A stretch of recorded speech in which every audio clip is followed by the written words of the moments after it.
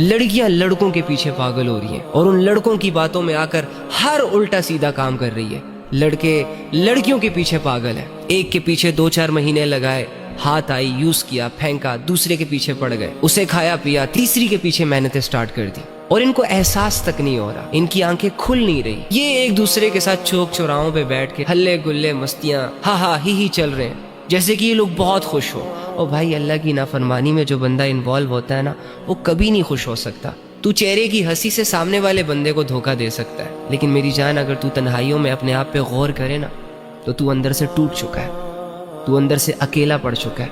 तू रोजाना 100 लोगों से मिलता है और 100 लोग तुझे कहते हैं कि हम तेरे साथ खड़े हैं, लेकिन अगर तू हकीकत पर नजर दौड़ाए ना, तो तेरे साथ कोई नहीं है। जब अल्लाह को मानने वाले ही अल्लाह की नाफरमानियों पर उतर आए, तो जानते हो उन्हीं लोगों की वजह से ये दुनिया अमूमी अजाब में गिरफ्तार हो जाती है। हमने अल्लाह को ऐसे दिलों से निकाल दिया ना कि पहले जब कोई अल्लाह की नाफरमानी करता था तो रोता था अपनी नाफरमानियों पर, अपने गुनाहों की वजह से परेशान रहता था, रात भर अल्लाह के सामने खड़ा होकर बैठकर रोकर माफिया मांगता था। लेकिन आज गफलत का आलम यह है कि मैंने और तुमने हर वो गुनाह कर लिया जिससे अल्लाह ने मना किया, उसके बावजूद भी चैन नहीं मिल रहा, उसके बावजूद भी हमारे नफ्स को ब्रेक नहीं लग रही। कुछ मेहनतें आखिरत के लिए भी कीजिएगा, कुछ अमाल आखिरत में भी अपने साथ ले जाइएगा। नमाज की आदत कैसे बनाए मैं आपको बताता हूँ, बड़ा आसान तरीका बताता हूँ। आपका कोई तो दोस्त होगा, अपने दोस्त को कहें कि जब नमाज का वक्त होना, अगर तो तू मेरा सच्चा दोस्त है, अगर तो तू मेरा सच्चा यार है, अगर तो दिल से तू मेरा यार है ना, तो मेरा जब नमाज का वक्त है, अगर तू वो आपके करीब रहता है तो उसे कह आ जा, मुझे नमाज पर तूने लेकर जाना है। और अगर तू ना लेकर गया इसका मतलब तू मेरा सच्चा दोस्त नहीं है, तू मेरा भला नहीं चाहता। अगर तो वो दोस्त आपसे दूर रहता है तो उसे कहें नमाज का वक्त होता जाए, वो जो एप्स में नमाज रिमाइंडर होते हैं, अजान हो तो मुझे रिमाइंड कर, स्ट्रीक्स भी तो भेजती है ना स्नैपचैट पर, मुझे रिमाइंड कर के तूने नमाज पढ़नी है और मेरे से पूछ कि आज तूने कितनी नमाज पढ़ी, और अगर मैं नमाज ना पढ़ूं तो उस पर मेरे से नाराज भी हो, मुझे डांट भी। ये जो तरीका है ना, ये टेक्निक आजमाएं इंशाल्लाह, नमाज की आदत ऐसे ऐसे, और फिर जब आप नमाज पढ़ना स्टार्ट करेंगे तो इंशाल्लाह फिर तो आप खुद ही रेगुलर हो जाएंगे, अल्लाह के साथ आपका कनेक्शन बिल्ड हो जाएगा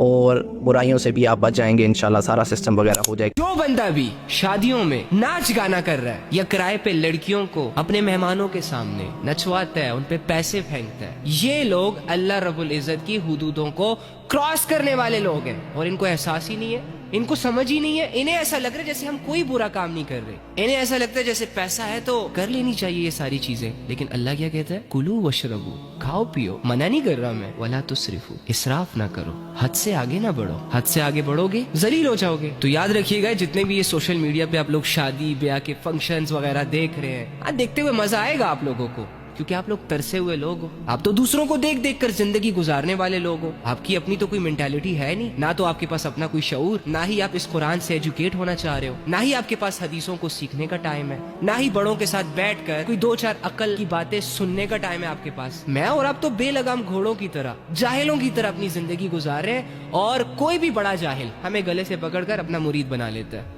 फॉलोअर बना लेता है, और फिर सारी उम्र उनको प्रमोट करते हुए, उनको देखते हुए, उनको सर्च करते हुए गुजर जाती है हमारी। अल्लाह रब्बुल इज्जत जो इस पूरी दुनिया का मालिक है, पूरी दुनिया का खालिक है, जिसके पास जो है उसका दिया हुआ है। ये पैसे वाले कहते रहे कि हमने बहुत बड़ा पैसा कमा लिया है, ओ भाई फिरौन को यूं ही नहीं मेंशन कर दिया अल्लाह रब्बुल इज्जत ने कुरान में, उसके पास भी बड़ा पैसा था। एक कारून भी गुजरा है जिसके खजानों को, जिसकी दौलत को अल्लाह ने कुरान में मेंशन किया है, और ये इसलिए मेंशन नहीं किया कि उनकी बड़ी तारीफें की हैं या उनके मालो दौलत ने अल्लाह को बड़ा इंस्पायर कर दिया, बल्कि इंसान को इंसान की औकात याद दिलाने के लिए और औकात में रहने के लिए ये चीजें मेंशन हुई हैं कुरान में, ताकि वो अपने आप को भूल ना जाए, कि कहीं वो पैसे के नशे में अपने अल्लाह से गाफिल ना हो जाए। क्योंकि कामयाबी का क्राइटेरिया अल्लाह की नजरों में धन दौलत दुनिया इज्जत शोहरत है ही नहीं, वो तो इस्लाम है, वो तो शरीयत है, वो तो रसूलुल्लाह सल्लल्लाहु अलैहि वसल्लम की इत्तिबा है। लेकिन वही बात इंसान ना अपनी औकात भूल जाता है। इंसान जब अपनी औकात भूलता है ना, तो वो अपने आप को कुछ